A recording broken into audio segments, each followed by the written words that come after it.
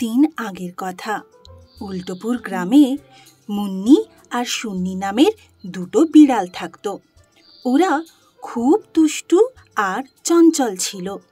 গ্রামের বিভিন্ন বাড়িতে চুপি সারে ঢুকে খাবার খেয়ে চুপচাপ ফিরে যেত। মুন্নি আর সুন্নির বন্ধুত্ব ছিল দারুণ। যদিও তারা মাঝে মাঝে ঝগড়া করত, কিন্তু তাদের মধ্যে ভালোবাসাও কম ছিল না। প্রতিদিনের মতোই একদিন মুন্নি আর সুন্নি খাবারের খোঁজে বেরিয়েছিল। দুজনে একই পথ ধরে হাঁটছিল।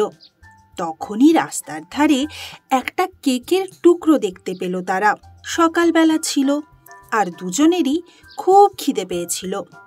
কেকের টুকরো দেখেই তারা দৌড়ে গেল।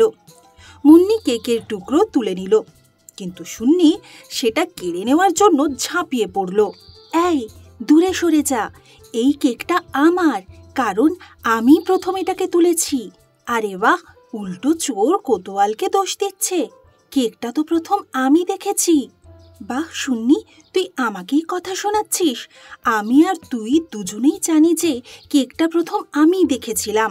ঠিক যে গাছের নিচে বসে মুন্নি আর সুন্নি ঝগড়া করছিল, সেই গাছের ওপরেই এক চালাক বাঁদর আরাম করে বসেছিল। বিড়ালদের চেঁচামেচিতে বিরক্ত হয়ে সে গাছ থেকে নেমে এসে বলল, এ কি হট্টগোল করছিস কেন তোরা? একটু শান্তিতে ঘুমোতেও দিচ্ছিস না। বানর দাদা দেখো, আমি কেকটা তুলেছি, কিন্তু সুন্নি সেটা কেড়ে নিচ্ছে। কিন্তু বানর দাদা, কেকটা প্রথম আমি দেখেছি, তাহলে তো এটা আমার হওয়া উচিত।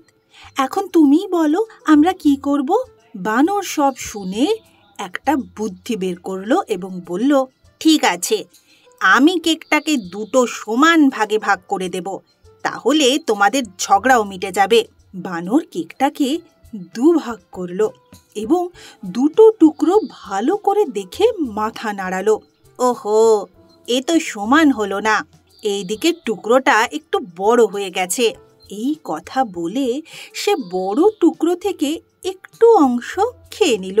তারপর দেখলো যে টুকরো দুটো এখনো সমান হয়নি। এবার সে ছোট টুকরো থেকেও একটুখানি খেয়ে নিল, কিন্তু টুকরো দুটো তবুও সমান হলো না।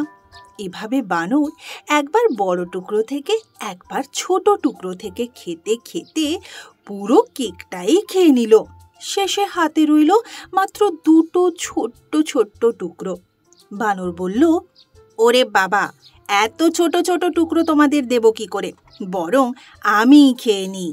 এই বলে বানর বাকি টুকরো দুটো খেয়ে নিল আর লাফিয়ে গাছে উঠে গেল। অবাক হয়ে মুন্নি আর সুন্নি শুধু একে অপরের দিকে চেয়ে রইল।